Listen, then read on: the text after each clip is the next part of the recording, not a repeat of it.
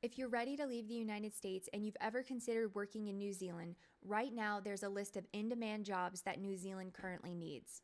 Software developer, registered nurse, construction project manager, secondary school teacher, mechanical engineer, chef, veterinarian, ICT security specialist, civil engineer, general practitioner, early childhood teacher, psychiatrist, electrician, ICT business analyst, quantity surveyor, physiotherapist, winemaker, environmental engineer, dairy farm manager, structural engineer, clinical psychologist, agricultural scientist, telecommunications engineer, arborist, medical radiation therapist, food technologist, carpenter, UX UI designer, special education teacher, heavy vehicle driver, plumber, welder, aged care worker, diesel mechanic, glazier, and butcher. Also on this tab of the Google Sheet, I've listed out the reason for demand.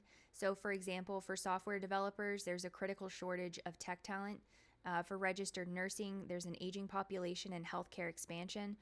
And then also the salary range that you would receive in New Zealand dollars, the location, if it's all of New Zealand or if it's specific areas, the job boards on which you can look to see what openings and what companies are hiring, the sources from where this information came from, so you can go look at this yourself. And then I have more information, so the types of visas, if you're considering working in New Zealand. So you have a skilled migrant category, a work to residence visa, essential skills work visa, and then specific purpose work visa.